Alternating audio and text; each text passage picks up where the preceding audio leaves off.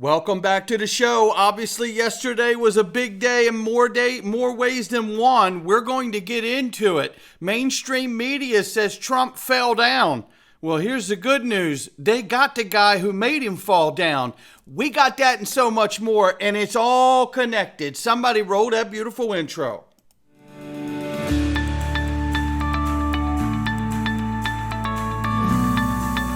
Digital Perspectives with Brad Kimes. Come on in.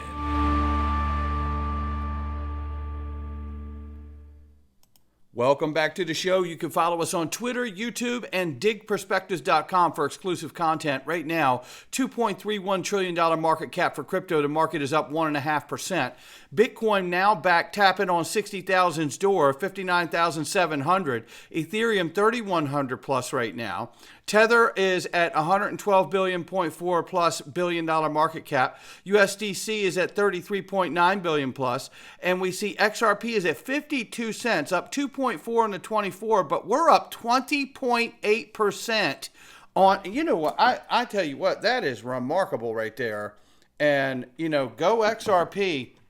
And we have a lot of stuff to look at today. And how did it get that pump? How did it get a 20% pump? I think we can prove it to you.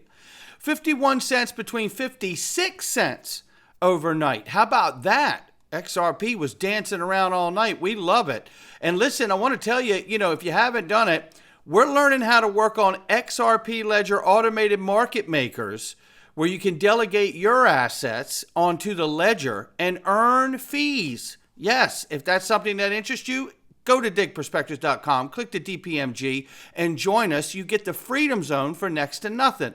If you're not interested in that and all the other amazing things we have, private live stream, an incredible community of brilliant people, I'm proud to be a part of this group. Not the leader, I'm proud to be a part of it. I am the leader, but I'm proud to be a part of it. I can tell you that. There's so many people I have such a great respect for in this group, and you can too, and you'll find out very quickly why if you join us. And if you join the DPMG, you'll get the Freedom Zone for free. We hope to see you in there. Let's get started here. First of all, the downside of the market, Germany's government sells off all of its Bitcoin holdings at total of $2.9 billion. So that's where your little market crash came from, I believe. And then we have this. Think about how quickly X could help establish a new digital economy. Elon Musk donates to Super Political Action Committee working to elect Donald Trump as U.S. president. And I think to myself, boy, and how great would that be for X being a super app, becoming a super app, knowing that they already have, I think it's over 30 licenses in the United States in the different states. So they're closing in on getting everything they need here. And we all know what happened yesterday to Donald Trump as the mainstream media reported that he fell down. Okay. Well, in the Freedom Zone today, and I really encourage you, regardless of what you've seen on mainstream media, I guarantee you, you're not going to see what I'm going to tell you today and hear what I'm going to tell you today on mainstream media. And I believe I'm going to tell you exactly what went on. And we're going to cover that in the Freedom Zone. This is the Biden administration, and Perry-Ann Boring from the Digital Chamber reveals what the meeting was like last week that Honorable Cristian Carlo attended in representing Paxos and Circle and Dante Disparte, as well as Stellar and Brad Garlinghouse from Ripple and others attended. But listen to what it was about, and nothing's changed. And appreciate the Digital Chamber on this.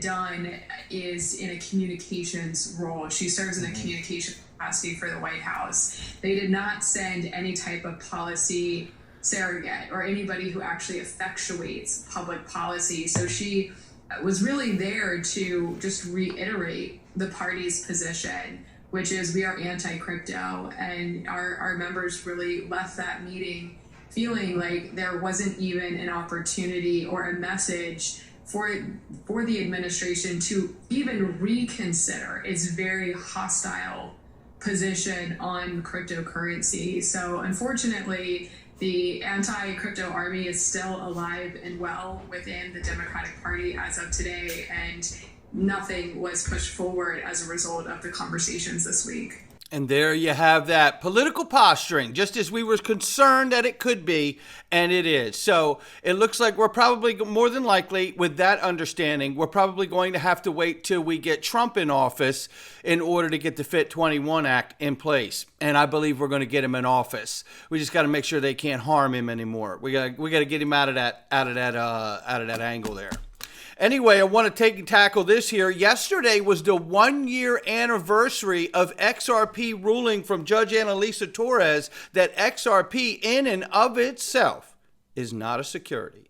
And I say happy anniversary to Chris, Brad, and Stuart Alderati and Ripple in general, and certainly Chris and Brad, who were targeted individually. And remember, they could have taken a deal that got them out of this sooner, but it would not have cleared the path for XRP.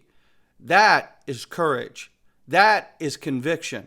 And that is something you don't see a lot of this world these days. This is what Chris Larsson had to say on it back on the day 1 year ago. He said, I haven't been as vocal on the lawsuit as Brad Garlinghouse and Stuart Alderati, but today is a huge win for crypto in the U.S. Big thanks to all that supported us along the way. Just going down memory lane here a little bit. And revisiting the anniversary, Stuart Alderati had this to say: some reflections as we approach the 1-year anniversary of Judge Torres' summary judgment decision in the SEC versus Ripple lawsuit.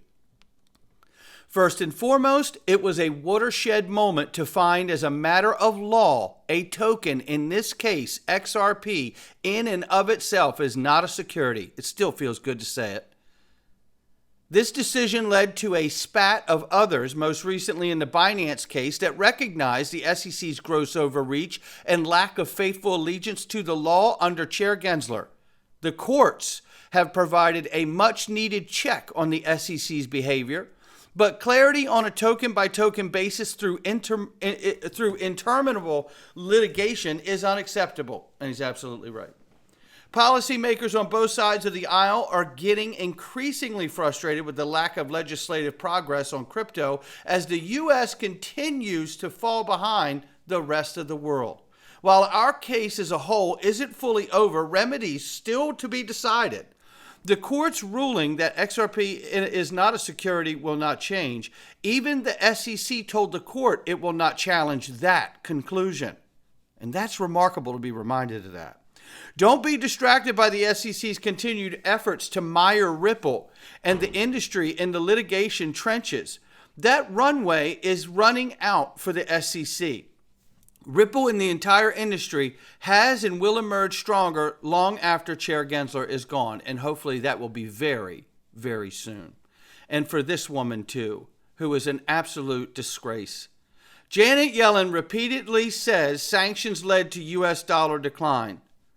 Well, thank God we had to put them in place for her dumbass to know that that was going to be the fallout. The Russian ruble is stronger today because of the sanctions that she put into place using SWIFT by proxy, right? But she didn't know that. As the U.S. Treasurer, she didn't know that. I'm pretty sure it's your freaking job to know that. Of any human being out here who would be lost on the matter, it's your job to actually be found. Look at the look on her face. I used to have a dog that used to have that look too, when he didn't realize it was okay or not okay to poop in the house. We could do better, right? I mean, can we? I think we can. I think we could do better. Brad Garlinghouse reflects on the ruling 1 year later and says, you know what? That was a very good day for Ripple and the entire industry, and for me personally, a core memory.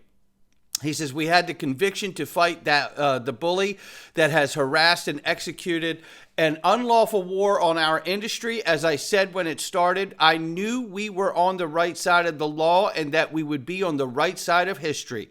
In the years since, Gensler's SEC has ramped up its war on crypto with the false belief that they could smother this technology and industry with failed lawsuits, false rhetoric, slander, and intimidation. They were wrong then, and they're wrong now. Come on, Ian. Yeah. And they're very wrong, ladies and gentlemen. And Senator Cynthia Lummus, I'm asking for a call to action to tag her and ask her, where did she escape from? Why is she backing Ian Kane in Massachusetts which is a Democratic plant running as a Republican, a disguised Republican for Elizabeth Warren, who is the general of the anti-crypto army along with Biden. And Senator Cynthia Lummus is proving she probably shouldn't be senator if she keeps putting her moxie behind someone like this. The Nikki Haley of Massachusetts. Senator, please. And real quick, just to recap here, it is important. XRP getting listed on the CME is enormous, ladies and gentlemen. It is where institutions go to find reference and benchmark rates for things that they're interested in. The CME is the largest derivatives platform, certainly in the U.S. marketplace. And you're talking about the NY MEX, right? You're talking all of it. The Chicago Mercantile Exchange, the CBOE, you name it, the NYMEX, right? All of that. That's what we're talking about here. And the only reason you get listed on there is because there's a demand for it from institutional level. So that means clarity's coming. We just have to be patient. It is coming, or they wouldn't have listed it. This is why adoption of cryptocurrencies within the derivatives marketplace, institutional adoption, ultimate price discovery for the crypto market. He's absolutely right. As well as, I believe this is where you're going to find your long tail use case for XRP, where pairs and settlement can be made that could never be made before without the use and assistance of something like XRP to find the best market to be made to make settlements in a long tail effect. This is where we're going to get our value from. I believe it. I want you to take a listen to this. This is a collage. Now remember, the Honorable Chris Giancarlo said on stage at XRP Las Vegas, after I recommended we could put something like the XRP Ledger underpin the US dollar dominance for the next 150, 200 years by putting the reserves on that ledger. And his answer simply was yes, but also guarantee that you have the privacy and constitutional protection of a digital dollar that mirrors the same effect and privacy and protection of the paper dollar in our pocket. Take a listen. I think is a quite simple one, and that is that there be a independent enterprise. And now it can be a quasi-governmental. There's certainly a role for strict standards and government role in this. But having been in the government, knowing how difficult it is to actually do technological innovation in government, being a representative of government that couldn't build a medical website, and after 3 tries eventually went to the private sector to get it done. This has really got to be built, if it's going to be built on time and it's got to be built with private sector involvement. But that entity would make those standard protocols available to the entire existing financial ecosystem. Like Ripple does, right? Been building the market infrastructure for the financial system for more than a decade now. The collage goes on. We don't have time. I wanted you to hear the Honorable Chris Giancarlo talk. Now, gearing up for a phenomenal breakout. Remember, Fred Rispoli said we could see a ruling from Judge Annalisa Torres on the remedies phase, possibly honoring the 1 year of the ruling on XRP from the first phase of the case. Now that we're in the remedies phase, an imminent date, is coming. And you know what? It is coming. And now the next date he says to look out for would be July 31st. Watch out, ladies and gentlemen. We're getting very close to getting a ruling from Judge Annalisa Torres in this case. And we can't rule out, as much as I believe that it goes all the way to the Supreme Court, we can't rule out that they could, in fact, get some form of settlement that would settle the matter to where it cannot be contested ever again. Now, what they would pay for that, I don't know. But I know that the SEC wants them to pay $102 million, which I don't think they should have to. Ripple says it's 10. So maybe somewhere in the middle is where they get that deal so they don't have to go to the Supreme Court. But what Ripple would be paying for at that point is not only to get out of the clutches right, of a lack of clarity and the SEC's grasp so they can move forward with institutions. But what they would be giving in return in a settlement is the SEC the right to continue to just suppress the entire crypto space. What will happen? I don't know. But we're about 2 weeks from finding out if we're getting that ruling in the end of July. And if we don't, I think it comes early August. So I think Fred's pretty damn close regardless. Now take a look at this here. Mario Nawfal's roundtable says XRP Ready To Moon, Ripple versus SEC showdown. The Ripple versus SEC saga is hitting its final boss level. XRP could be the key to unlocking the next crypto bull run, meaning Ripple winning, clear regulation, no more FUD, a tidal wave of new crypto investors. XRP already pumped and the whole market's holding its breath for the verdict. Are we about to see a new all-time high for XRP and a crypto renaissance? Hodl tight is the Source's daily coin. You know, I think this is going to be something similar to that because you're going to see institutions move in when we finally do get the clarity in the case, whether it's in a settlement, appeal, and then settle, or the Supreme Court. However it goes, when we get it, I absolutely believe we're going to see adoption like you've never believed possible. Everything we've always talked about begins to happen after that day, right? Because the possibilities are legally allowed at that point. It's pretty simple. However, take a look at this. Dark Defender and Egg Red Crypto and a lot of other technical analysts out here have been super bullish on what they're seeing in the last 24, 48 hours. And I tell you, especially the last 24.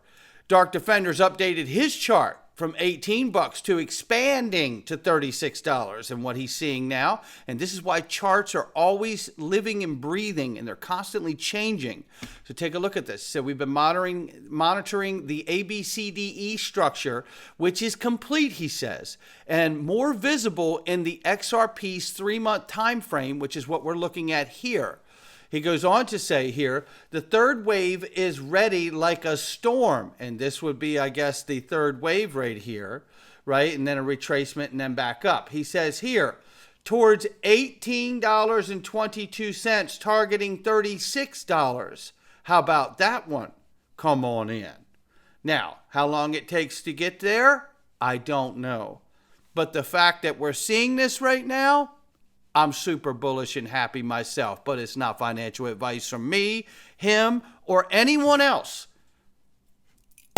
Now we're going into the Freedom Zone, and yesterday was a historic day, and I don't mind telling you, most importantly, because he lived, and thank God he's okay. But you know what? There was an attempt on the former President Trump in his life, and other people were harmed, injured, and killed. And I want to tell you about what I saw and what it reminds me of in the Freedom Zone. You can join us too, digperspectives.com, click the Freedom Zone, and come on in. This is about to get real like you've never heard right here. All right, let's do this.